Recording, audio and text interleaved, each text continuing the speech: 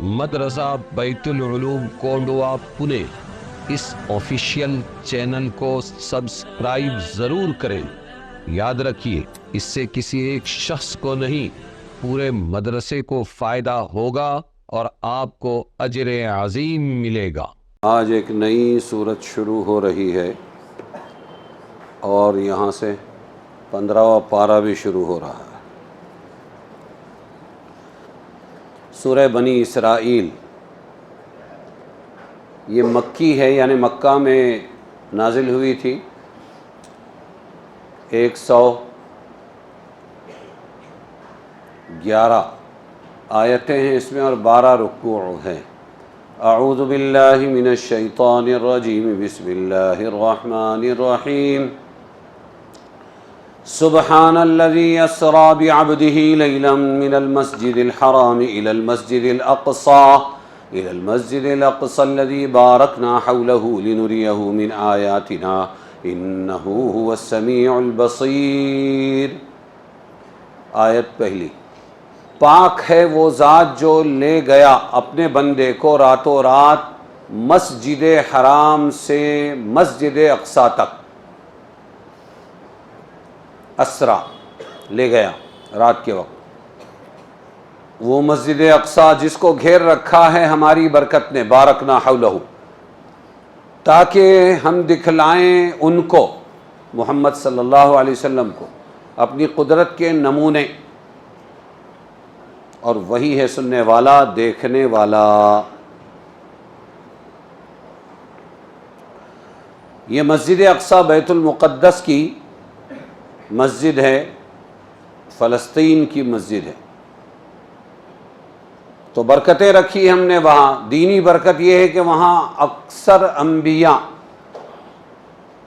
رہے ہیں اور دفن بھی ہیں، ان کی قبریں بھی ہیں، اور دنیاوی برکت یہ ہے کہ وہاں باغات ہیں اور نہریں ہیں، چشمے ہیں پانی کے، اور پیداوار کی کثرت ہے۔ تو اللہ تبارک و تعالی اپنی برکتیں دکھانے کے لیے لے گیا تاکہ ہم ان کو اپنے کچھ عجائبات قدرت کی عجیب باتیں دکھلائیں، جن میں بعض تو خود وہاں کے متعلق ہے۔ مثلا اتنی بڑی مسافت کو بہت تھوڑے سے وقت میں طے کر لینا، یہاں مکہ اور وہاں پر ملک شام، اور سب انبیاء سے ملاقات کرائی اللہ تعالیٰ نے حضور پاک صلی اللہ علیہ وسلم کی، اور ان کی باتیں سنائی۔ یہ سب عجیب باتیں ہیں۔ اور بعض آگے ہیں آسمانوں پر جانا، اللہ ان کو آسمانوں پر لے گیا اور وہاں کی عجائبات کا مشاہدہ کروایا کہ دیکھو آسمان میں کیا کیا ہے۔ جنت جہنم بھی دیکھی آپ صلی اللہ علیہ وسلم نے اس مختصر سے وقت میں۔ بے شک اللہ تعالیٰ بڑے سننے والے، بڑے دیکھنے والے ہیں۔ چونکہ رسول اللہ صلی اللہ علیہ وسلم کے اقوال کو سنتے، احوال کو دیکھتے تھے، اس کے مناسب ان کو یہ خاص امتیاز اور اعزاز بخشا اور اپنے قرب خاص کا وہ مقام عطا کیا جو کسی کو نہیں ملا۔ اپنا دیدار بھی کرایا وہاں بلا کر۔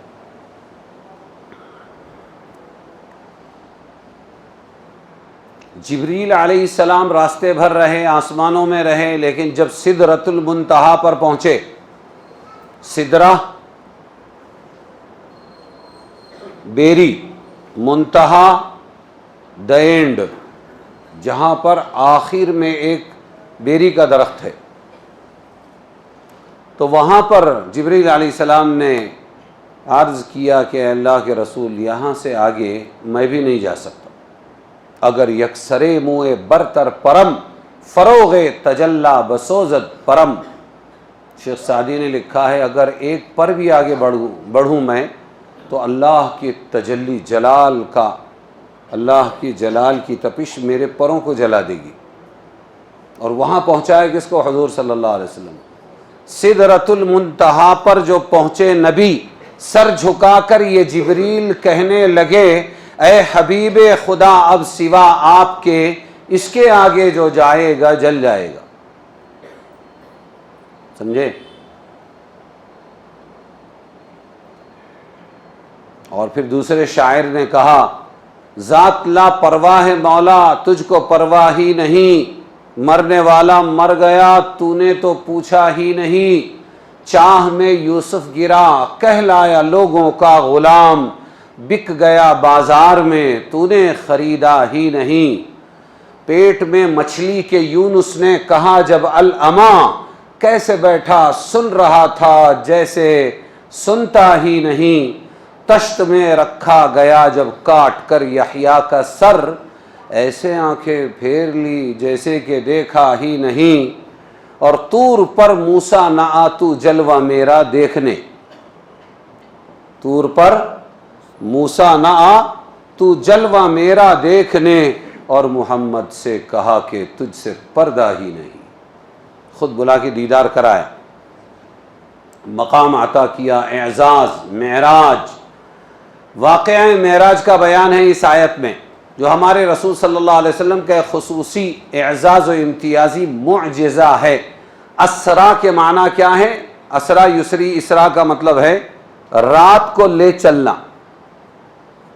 سمجھ میں آیا؟ اسرا بعبدہ، لے چلا اپنے بندے کو، لیلاً، اور پکا کر دیا کہ رات کا واقعہ ہے، سمجھ میں آیا؟ وہ بھی تھوڑی رات کا واقعہ ہے، لیلاً کے نکرہ نے بتایا، پوری رات کا واقعہ نہیں ہے، اس پورے واقعے میں صرف رات کا کچھ حصہ لگا ہے، لیلاً نکرہ لانے سے اس طرف بھی اشارہ کر دیا کہ کچھ حصے میں یہ واقعہ پیش آ گیا۔ مسجد حرام سے مسجد اقصیٰ تک کا سفر جس کا ذکر اس آیت میں آیا اس کو اسراء کہتے ہیں۔ کیا کہتے ہیں؟ رات کو لے چلنا۔ یہاں سے جو سفر آسمانوں کی طرف ہوا اس کا نام معراج ہے۔ دونوں کے فرق کو سمجھو، مکہ سے لے کر مسجد اقصیٰ تک کے سفر کو اسراء کہتے ہیں، اور وہاں سے اوپر جو اوپر کا سفر ہے آسمانوں کی طرف کا اس کا نام معراج ہے۔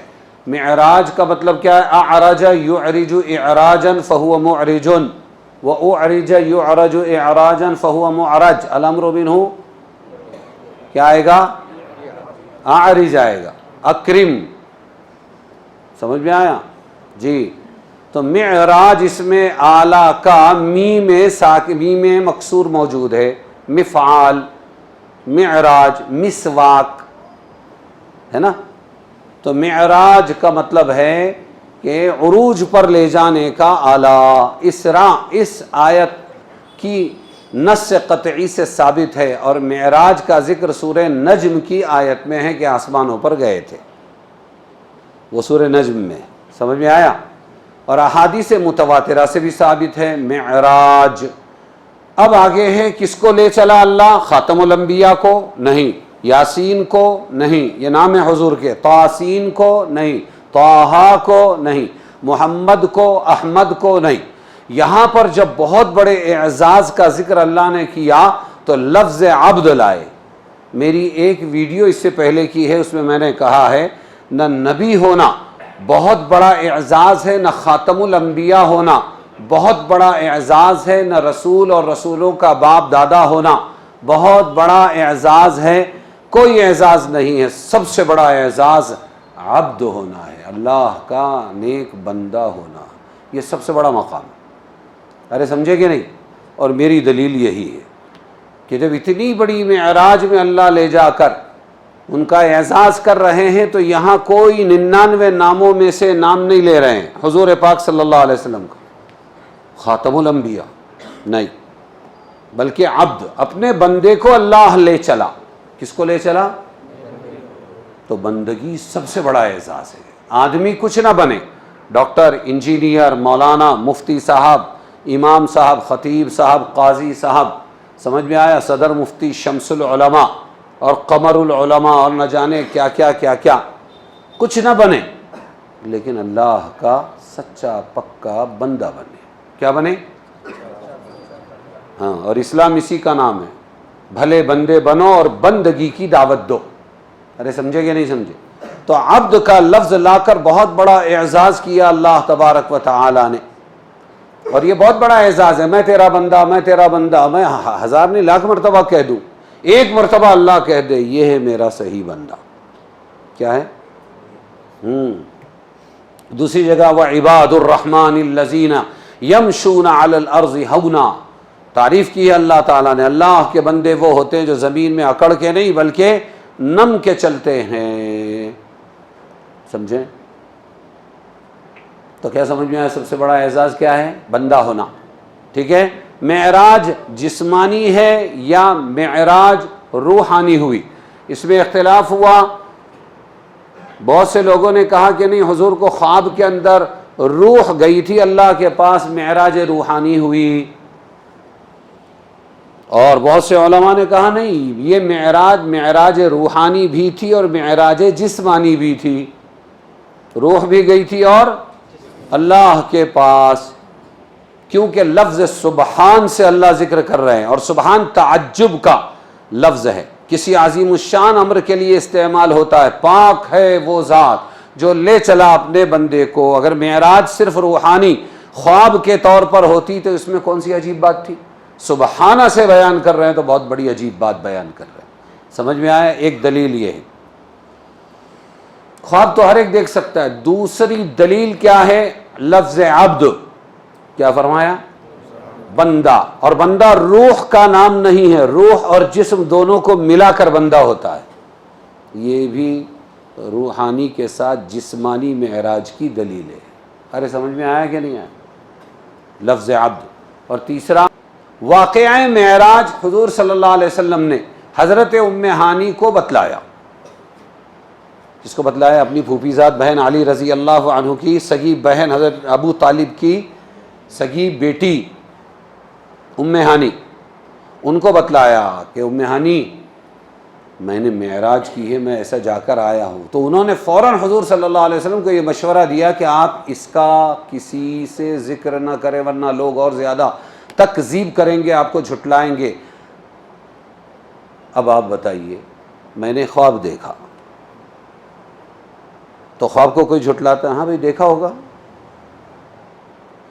تو صرف خواب میں یہ روحانی معراج اگر ہوتی تو ام ہانی یہ کیوں کہتی کہ آپ تذکرہ مت کرنا، ایک رات میں جا کر آئے ہیں آپ آسمانوں کی سیر کر کے، معلوم ہوا روح بھی گئی جسم بھی گیا، اس کو لوگ ہضم نہیں کریں گے. یہ واقعہ بھی ایک دلیل ہے معراج جسمانی ہونے کی. بات سمجھ میں آئی کہ نہیں؟ اچھا، پھر یہ ہے کہ یہ روایت متواتر ہے. بعض حدیثیں واحد ہوتی ہے، بعض متواتر کے آپ جھٹلا نہیں سکتے. تو تفسیر قرطبی میں احادیث اسراء کی متواتر، ہاں بہت سی حدیثیں متواتر ہے. نقاش نے 20 صحابہ گنوائے ہیں، لیکن امام ابن کثیر نے اپنی تفسیر میں ان تمام روایات کو پوری تفصیل جرح اور تعدیل کے ساتھ بیان کیا. پھر 25 صحابہ، کتنے؟ 25 صحابہ کے نام ذکر کیے جن سے یہ روایت منقول ہے کہ حضور کو کیا ہوا تھا؟ اسراء اور معراج ہوئی تھی جسمانی. ان میں نام شروع ہے حضرت عمر ابن خطاب، علی مرتضی ابن مسعود، ابو ذر غفاری، مالک ابن صعصع، ابو ہریرہ، ابو سعید ابن عباس، شداد ابن اوس، ابی ابن کعب، عبد الرحمن ابن قرظ، ابو حیہ، ابو لیلہ، عبداللہ ابن عمر، جابر ابن عبداللہ، حذیفہ ابن یمان، بریدہ، ابو ایوب انصاری، ابو امامہ، سمورہ ابن جندب، ابو الحمراء، صہیب رومی، ام ہانی، عائشہ ام المؤمنین، اسماء بنت ابی بکر، ان کی بہنیں بڑی، ماں جائی بہن، حضور کی سالی، ابو بکر کی بیٹی عائشہ رضی اللہ عنہا کی بہن. یہ تمام 25 ہیں. اور پھر ابن کثیر نے فرمایا فحدیث الاسراء اجمع علیہ المسلمون واعرض عنہ الزنادقہ والملحدون. ابن کثیر کیا کہا؟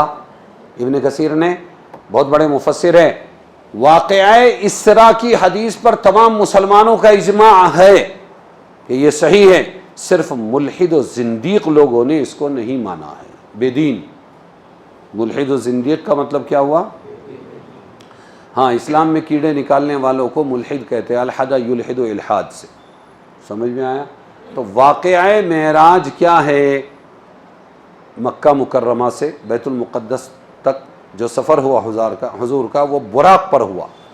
جب دروازے بیت المقدس پر پہنچے تو براق کو دروازے کے قریب باندھ دیا اور آپ صلی اللہ علیہ وسلم مسجد بیت المقدس میں داخل ہوئے. اس کے بعد قبلے کی طرف تحیۃ المسجد کی 2 رکعتیں نماز پڑھی اور اس کے بعد ایک زینہ لایا گیا. بیت المقدس کے پاس کیا لایا گیا؟ سیڑھی. ایک سیڑھی لائی گئی جس میں نیچے سے اوپر جانے کے درجے بنے ہوئے تھے. اس زینے کے ذریعے آپ پہلے آسمان پر تشریف لے گئے, اس کے بعد باقی آسمانوں پر تشریف لے گئے. اب سوال یہ ہے کہ اتنی لمبی مسافت ہزاروں کلومیٹر کی یہ زینے سے کیسے آپ نے طے کی ہوگی؟ سمجھ میں آیا؟ تو زینے میں بھی فرق ہے. ارے سمجھ میں آیا؟ زینہ ایک ہے ہماری سیڑھی کائے کی, لوہے کی اور لکڑی کی وغیرہ وغیرہ, اور ایک ہے لفٹ, کون سی؟ اور ایک ہے اسکیلیٹر. ہاں بس کھڑے ہو جاؤ ریلوے اسٹیشنوں پہ آج کل اور اوپر خود بخود چلے جاؤ گے. جب بندوں کے بنائے ہوئے یہ زینے اتنے اسپیڈلی ہو سکتے ہیں تو پھر اللہ تبارک و تعالی کسی زینے میں اسپیڈ پیدا کر دے, وہ اللہ ہی جانتا ہے. اور وہ زینہ ہے بھی نہیں, آج نے تو بتائے ہوتے یہ بال ہے حضور کا, یہ کھال, یہ آپ صلی اللہ علیہ وسلم کے کپڑے ہیں, یہ ناخن ہیں, یہ جوتا ہے, تو یہ سیڑھی ہے. وہ اللہ کی بھیجی ہوئی سیڑھی تھی, ہم اس پر ایمان لاتے ہیں, ختم ہو گئی بات.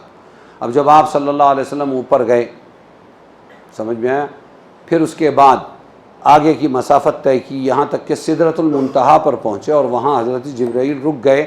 اس کے بعد اللہ تعالیٰ سے کلام وغیرہ ہوا. حضرت جبرائیل کو آپ صلی اللہ علیہ وسلم نے جب پہلی مرتبہ دیکھا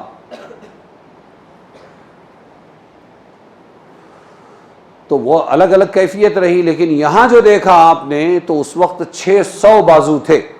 جبرائیل علیہ السلام کے کتنے بازو تھے؟ ہاں 600 بازو, اور اتنے بڑے کہ ایک کنارے سے دوسرے کنارے کو دنیا کے ڈھانپ لے. 600 بازو تھے.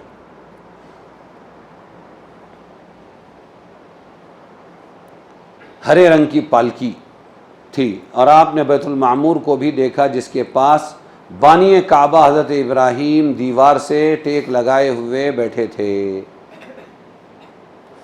اس بیت المعمور میں روزانہ 70,000 فرشتے داخل ہوتے ہیں جن کی باری دوبارہ داخل ہونے کی قیامت تک نہیں آتی.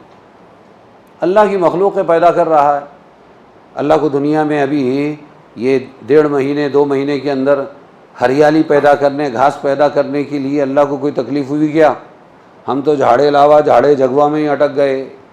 4 دن اگر گھر چھوڑ کے گئے تو ہمارا پودا بیچارہ سوکھ گیا گیلری میں رکھا ہوا. لیکن اللہ تبارک و تعالیٰ کا یہ حال کہ بس اللہ تعالیٰ نے حکم دیا اذا اراد شیئا ان یقول له کن فیکن, دنیا سرسبز و شاداب ہو گئی. اللہ قادر ہے. ایسے ہی اللہ نے فرشتے پیدا کیے ہیں بے حساب. پھر آپ صلی اللہ علیہ وسلم واپس بیت المقدس میں اترے اور جن انبیاء کے ساتھ مختلف آسمانوں میں ملاقات ہوئی ان کی امامت فرمائی. سب کو جمع کر کے اللہ تعالیٰ نے حضور صلی اللہ علیہ وسلم سے بیت المقدس میں نماز پڑھوائی. بعض لوگ کہتے ہیں کہ یہ جانے سے پہلے امامت ہوئی, لیکن زیادہ مناسب یہ ہے کہ آنے کے بعد, کیونکہ ہر جگہ تعارف ہو رہا ہے, یہ موسیٰ ہے, یہ ابراہیم ہے, یہ عیسیٰ ہے, یہ فلان ہے, یہ داؤد ہے, یہ شیس ہے. تو اگر امامت ہو جاتی پہلے ہی نماز پڑھ لیتے تو تعارف یہاں ہو جاتا نا, پھر وہاں تعارف کرانے کی کیا ضرورت پڑتی. تو پہلے ہوئی ہے معراج, اس کے بعد میں آپ نے امامت کی ہے بیت المقدس میں. اور اصل مقصد ملأ اعلیٰ دکھانا تھا اللہ کو, اوپر کا نظام وہ پہلے ہو گیا, بعد میں نماز پڑھائی. پھر آپ بیت المقدس سے رخصت ہوئے اور براق ہی پر بیٹھ کر آپ کدھر آئے؟ ہمارے مکہ آئے. یہ رات میں ہو گیا. سمجھ میں آیا؟ ہاں. اور براق کیا ہے؟ اللہ تعالیٰ کی ایک بھیجی ہوئی سواری تھی. ہم نے اس کو اپنے تخیل سے, جن تخیلات سے بعض لوگوں نے کسی دیوی کے 12 ہاتھ بنا دیے, ایک بھالے سے مار رہی اس کی شکتی بتانے کے لیے, دوسری پھول لے رہی پریم بتانے کے لیے, تیسری اس کا وہ راکشس کا ناڈا دبا رہی ہے. سمجھیں, یہ خیال ہے. اس کو آج کے پہلے کے زمانے میں آپ اس کو کہیں گے دیو مالائی کہانیاں اور تخیل, اور آج کے اور اسی طرح آپ جو ہے ایک زبان میں اس کو یوں کہہ سکتے ہیں کہ یہ کیا ہے, اس کو کیا کہیں گے؟ کلپنک. کیا کہیں گے؟ ہاں, کلپنا کرنا. پھر اور آگے بڑھیں گے تو کیا کہیں گے اس کو؟ پکچرائز کرنا. کیا کہیں گے؟ اور آج کے زمانے میں 3D آج کے زمانے میں کیا کہیں گے آپ؟ یہ 3D ہے. تو مسلمانوں میں بھی کوئی 3D والے پیدا ہو گئے. تو پرانے زمانے میں ہم بچپن میں دیکھتے تھے ایک تغرا لگا ہوا ہے اور وہ براق ہے, گھوڑا ہے یا گھوڑی ہے, اس کو ایسے پر ہے اور اوپر تاج ہے سر پر اور بہت خوبصورت سی ہے, وہ براق لکھا ہوا ہے وہاں پر. یہ ہمارا بنایا ہوا ہے, اس کا اسلام سے اور حقیقت سے کوئی تعلق نہیں ہے.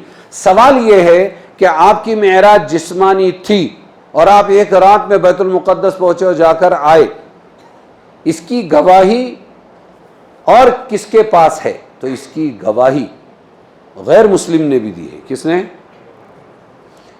اور اس غیر مسلم کا نام تھا ایلیا. کیا نام تھا؟ ہاں. اور ملک روم کا بڑا بادشاہ شاہ روم, جب حضور صلی اللہ علیہ وسلم کا خط اس کے پاس پہنچا, حدیث ہرقل ہمارے بخاری پڑھنے والوں نے پڑھی کہ نہیں پڑھے؟ حدیث ہرقل 10 ریمارک ہرقل کے ساتھ میں بات چیت ابو سفیان کی وغیرہ, سمجھ میں آیا؟ پھر اس نے سارے ووٹ حضور کے نبی ہونے کے ڈالے. تو اسی وقت میں جب یہ بات چیت چل رہی تھی تو ابو سفیان کے دل میں یہ بات آئی. وہ کہتے ہیں میرے دل میں آیا کہ کہیں جھوٹ بولنے کی تو مجھے گنجائش نہیں ملی, البتہ ابھی ابھی معراج کا ایک واقعہ پیش آیا ہے اور یہ بالکل ماورائے عقل ہے کہ ایک رات میں کوئی جا کے واپس آ جاوے. چلو یہ بول دیتے, ہو سکتا ہے کہ اس کا بھروسہ اور اعتماد اٹھ جائے ٹانگ نیچے. جی. تو اس نے کہا کہ ابھی ابھی ہمارے سامنے ایسا ہوا ہے اور ان کا یہ دعویٰ ہے, محمد ابن عبداللہ جو مدعی نبوت ہے, ہاں, ان کا یہ دعویٰ ہے کہ میں آیا اور بیت المقدس میں نے نماز پڑھائی ان کی تمام نبیوں کی وغیرہ وغیرہ, اور یہ سب کرنے کے بعد بیت المقدس میں پہنچے. وہ اس وقت وہ ہرقل اور یہ سب لوگ بیت المقدس کے پاس ہی تھے. ایلیا بولتے ہیں اس کو, وہ جگہ کا نام بھی ایلیا. پھر اسی رات میں صبح سے پہلے مکہ مکرمہ میں ہمارے پاس آ بھی گئے واپس. Is possible? امپاسبل. سمجھ میں آیا؟ یہ تو ناممکن ہے. ایلیا بیت المقدس کا سب سے بڑا عالم تھا. وہ اس وقت شاہ روم ہرقل کے ساتھ میں تھا. اس نے گواہی دی اور اس نے کہا کہ میں اس رات سے واقف ہوں. شاہ روم کو تعجب ہوا, عیسائی تھا. اس نے کہا کہ تم کو کیسے اس رات کا واقعہ معلوم ہے؟ ایلیا سے کہا.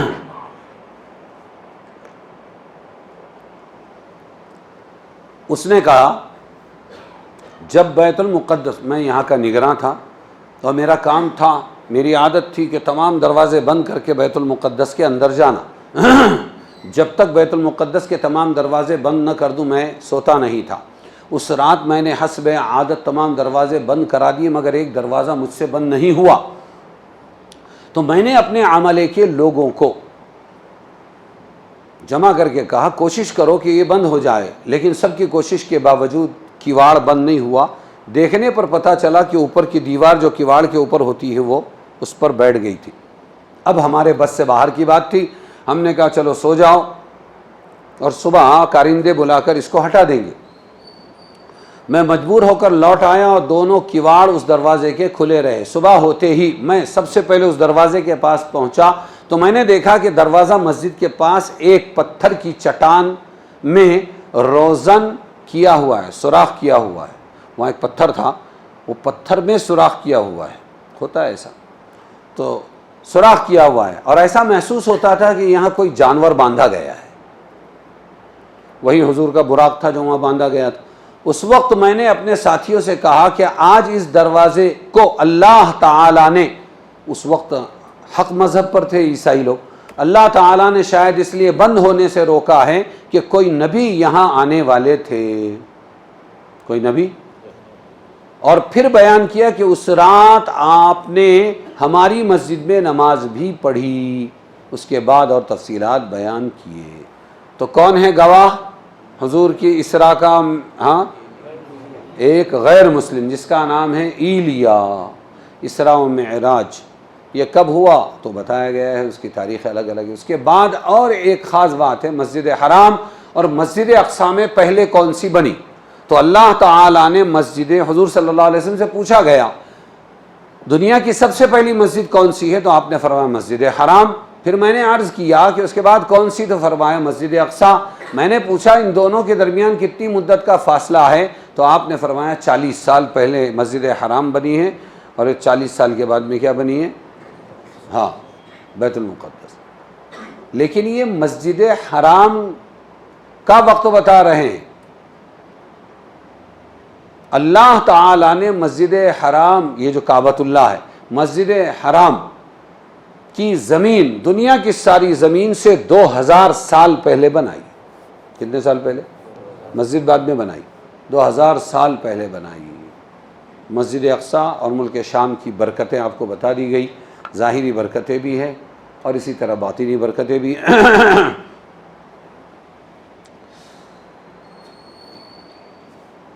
دنیاوی برکات بھی ہیں وہاں پر، اور نبیوں کا مسکن رہا ہے، وہ نبیوں کا مدفن بھی ہے، قبریں بھی وہی ہیں، اسی کی لڑائی ہے سب۔ ہر قوم یہ کہتی ہے، ہر نبی کی قوم، کہ یہ ہمارے نبی کی سرزمین ہے۔ حضرت معاذ بن جبل فرماتے ہیں رضی اللہ عنہ کہ رسول صلی اللہ علیہ وسلم نے فرمایا، اللہ تعالیٰ نے فرمایا کہ اے ملک شام، تو تمام شہروں میں سے میرا منتخب خطہ ہے، ٹکڑا ہے، اور میں تیری طرف اپنے منتخب بندوں کو پہنچاؤں گا۔ مدینہ، مسجد مکہ مکرمہ، مسجد اقصی، مسجد طور، یہ 4 مسجدوں تک نہیں پہنچے گا۔ ایک آیت ہے، دوسری اور تیسری 2 آیتیں ہیں، بس خالی ترجمہ ہے اس کا، سن لیں۔ وَآتَيْنَا مُوسَى الْكِتَابَ وَجَعَلْنَاهُ هُدًى لِبَنِي إِسْرَائِيلَ أَلَّا تَتَّخِذُوا مِن دُونِي وَكِيلًا ذُرِّيَّةَ مَنْ حَمَلْنَا مَعَ نُوحٍ إِنَّهُ كَانَ عَبْدًا شَكُورًا۔ اور دی اللہ فرما رہے، اور دی ہم نے موسیٰ علیہ السلام کو کتاب، اور کیا ان کو، اور کی ان کو ہدایت بنی اسرائیل کے واسطے کہ نہ ٹھہراؤ میرے سوا کسی کو کارساز۔ یہ ہم نے پیغام دیا کہ اے بنی اسرائیل، تم میرے سوا کسی کو اپنا وکیل، کارساز، کام بنانے والا مت بناؤ۔ ذریۃ من حملنا مع نوح، تم جو اولاد ہو ان لوگوں کی جن کو چڑھایا ہم نے نوح کے ساتھ۔ ذریۃ من حملنا مع نوح، تم جو اولاد ہو، کس کی اولاد ہو؟ ان لوگوں کی جن کو چڑھایا تھا ہم نے نوح کے ساتھ۔ باقی تو سب اللہ تعالیٰ نے ختم کر دیے تھے، لیکن جو اندر حام، سام، یافس ان کے بیٹے تھے، ان کی بہویں تھیں، سمجھ میں آیا؟ تو ان لوگوں کے ذریعے اللہ تعالیٰ نے پھر دنیا میں یہ انسانوں کی نسل چلائی۔ اسی لیے حضرت نوح کو آدم ثانی بھی کہتے ہیں۔ کیا کہتے ہیں؟